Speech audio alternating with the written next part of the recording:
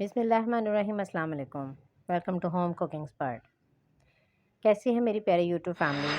मुझे उम्मीद है कि आप सब खैरियत से होंगे, खुश होंगे और हेल्दी होंगे।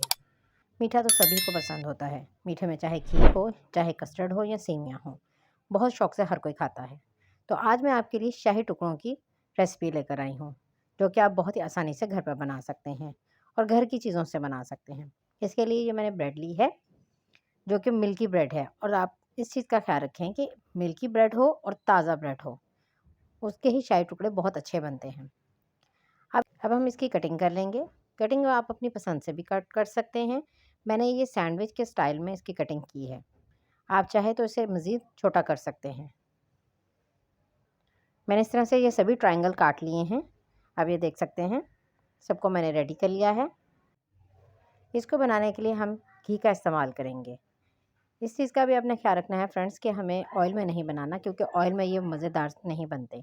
इसका सही मानों में जो टेस्ट है ना, वो घी से आता है। तो आप इसे घी में बनाइएगा, और आप इस चीज़ का भी ख्याल रखिएगा कि घी आपका अच्छा गर्म होना चाहिए, और साथ में फ्लेम भी आपने फुल रखनी है, ताकि इसका कलर जल्दी से अच्छा सा गोल्डन आ जाए। इसको हमने क्रिस्पी करना है और गोल्डन फुल करना है आपने इसका कलर। तो फ्लेम तेज़ होगी तो फिर ही आपका कलर इसका अच्छा आएगा। ये आप देख सकते हैं कि इसको मैं एक साइड से पहले गोल्डन किया, फिर मैंने इसको दूसरी साइड पे गोल्डन कर लिया। ये देखें कितना अच्छा सा इसका कलर आ गया है। इसी तरह मैं सभी को रेडी कर लूँगी। अब ये देख सकते हैं कितना अच्छा कलर आया, और इस चीज़ का भी आपने ख्याल रखना है कि साथ में आपने एक स्ट्रेनर अपने पास रखना है, ताकि आप जब इसको निकालें तो आप फ़ौरन इसको स्ट्रेनर पर रखते जाएँ, ताकि इसका जो एक्स्ट्रा ऑयल है वो सारा जो है वो अच्छे तरीके से निकल जाए। ये देखें, इस तरह मैंने एक छन्नी ली है, उसमें आप इसको डालते जाएँ, और इसको आपने तकरीबन 15 मिनट के लिए इसी तरह पड़े रहने देना है, ताकि जो इनका घी है वो अच्छे तरीके से ड्रेन हो जाए। दूसरी तरफ मैं एक साफ़ कढ़ाई लूँगी, उसमें मैंने तकरीबन 2 बड़े कप जो है ना वो दूध लिया है। ये तकरीबन आधा किलो से थोड़ा-सा ज़्यादा है। इसको हम गर्म होने के लिए रख देंगे। जब ये अच्छा पक जाएगा तो अब इसमें हम चीनी डालेंगे। चीनी मैंने तकरीबन इसमें 4 टेबलस्पून यूज़ की है। अगर आप ज़्यादा मीठा खाते हैं तो आप ज़्यादा मीठा रख लीजिए। 4 चम्मच बहुत है, काफ़ी है, अच्छा है मीठा इसमें।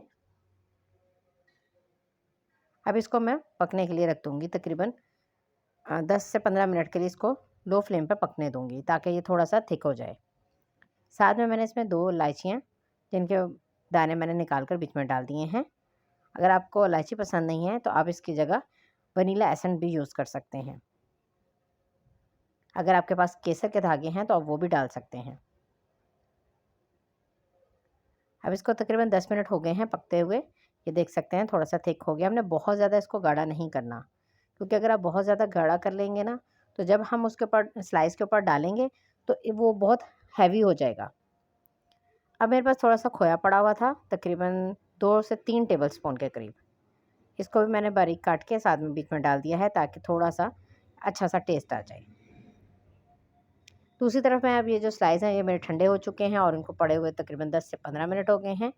अब मैंने जिस डिश में इसको सर्व करना है, उस डिश में इसको मैं सेट कर लूँगी।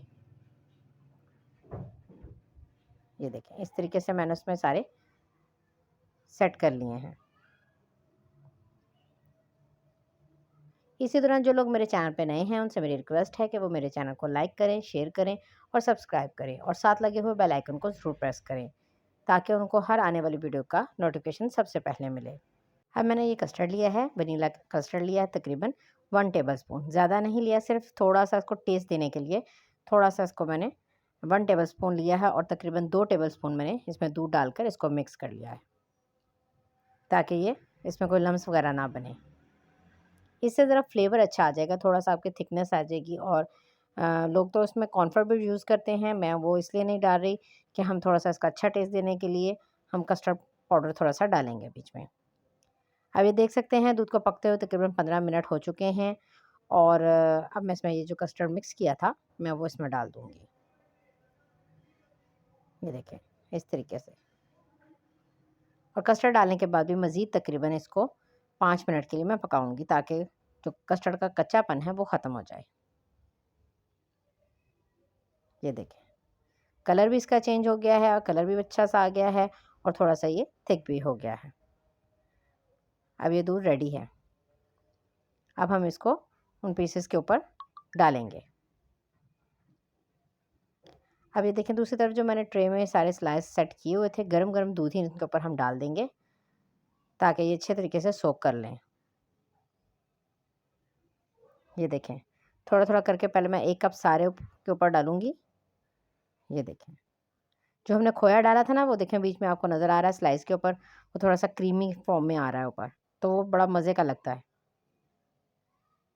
अब ये दूसरा कप भी मैं इस पर डाल दूंगी।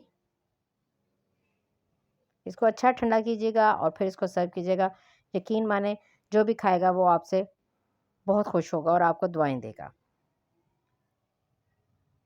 ये देखिए कितने ज़बरदस्त लुक इसकी आ रही है। अब मैं इसके ऊपर थोड़ी सी गार्निशिंग के लिए बादाम पिस्ता इसके ऊपर डाल दूंगी। अगर आप चाहें तो इसके ऊपर क्रीम वगैरह भी लगा सकते हैं, वो आपकी अपनी मर्ज़ी है।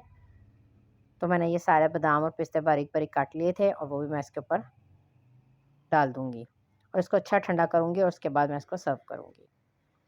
ईद के मौके पर बनाइएगा और मुझे अपनी दुआओं में याद रखिएगा। नेक्स्ट वीडियो मिलूंगी। अल्लाह हाफिज़।